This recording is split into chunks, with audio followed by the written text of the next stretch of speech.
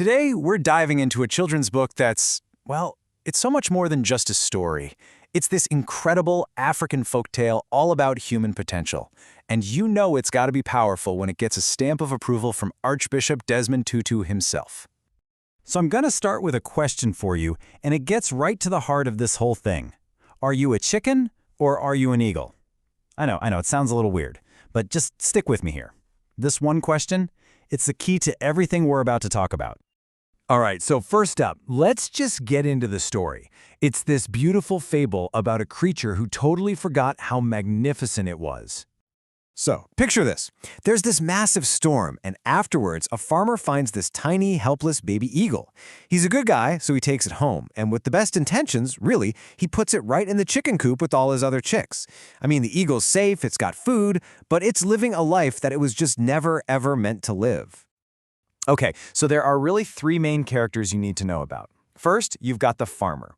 Think of him as, well, as our environment, or the well-meaning people who sometimes put limits on us.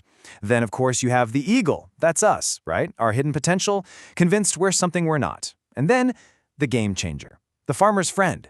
This is the person who comes along and sees you for who you really are and pushes you to see it too. So here's how it all goes down. The eagle's found, it's raised to peck and cluck just like a chicken, and it completely believes that's what it is. But then, the friend shows up and says, no, you've got this all wrong. He tries to get the eagle to fly, but it's no use. It's so conditioned, it just looks down at the other chickens like, what are you talking about? So, the friend takes it way out of its comfort zone, up to a high mountain. And as the sun starts to come up, something just clicks. The eagle feels the wind under its wings, it stretches them out, and then, finally, it soars. But look, this is about way more than just a bird. This story is what you call a parable, and it has a hidden message that's for every single one of us. And that's why it's so powerful, right? A parable is just a simple story used to explain a much deeper, more spiritual lesson. It takes something we all get, chickens and eagles, to teach us something really profound about our own lives, our spirits, and what we're capable of. And this is where we really get to the good stuff. The story is all about identity, about realizing you're an eagle when the world's been telling you you're a chicken. It's about freedom, the freedom that comes when you finally see the truth. It's about hope, potential, and, a huge wake-up call to bust through those limitations, whether they're ones other people put on you or the ones you put on yourself. And this is the line that changes everything. The friend says it on the mountaintop. It's not an order, it's just a statement of fact. It's that exact moment the eagle is reminded of where it belongs, of what it truly is. That's the push it needed to finally believe. Just look at the difference here. You've got two completely different lives. On one hand, there's the coop. Yeah, it's safe. It's what you know. But let's be real, it's a prison. You're just scratching for grain, thinking small. But on the other hand, you have the sky. It's huge, maybe a little scary, but it offers total, limitless freedom and the power that comes with knowing who you are. The story is basically asking us all, which life are you choosing? So where in the world did this amazing story come from? Well, its backstory is honestly just as powerful as the tale itself.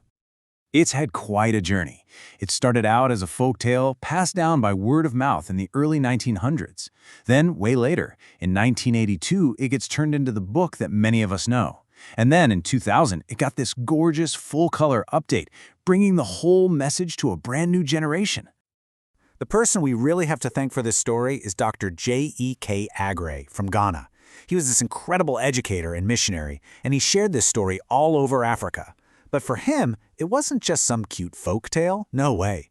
It was a parable, a symbol for the immense potential of the African people to rise up and claim their greatness. So how did it become a book? Well, that's thanks to Christopher Gregorowski. He was a priest in South Africa, and he actually stumbled upon the story in Dr. Agre's biography. The message hit him so hard, he just knew he had to write it down so more people could hear it. And we have to talk about the pictures in the book. They're by Nicky Daly, another amazing South African artist. And his illustrations, they're not just there to look pretty. They absolutely bring the story to life. You can feel the emotion, you see the breathtaking landscape. It just makes the whole thing feel so real. Okay, but here's the part of the story's origin that, well, it really gets you. Gregorowski didn't write this book for just anyone. He wrote it for his own daughter, Rosalind. She was terminally ill, and he wanted to give her a story to show her that even though her body was facing challenges, her spirit, Her spirit could be like that eagle. It could soar high above it all and be completely free. This story was born from a father's love. It's pure hope. So, what are we supposed to do with all this? Let's bring it back to you and me. When you boil it all down, the title of the book says it all. It's a challenge. It's encouragement. It's a call to action. It's this beautiful reminder to look past whatever your personal chicken coop is and to go for the big, open sky that's waiting for you. And so that leaves us with one last question to think about. The eagle had to get up on that mountain to see things clearly and remember who it was.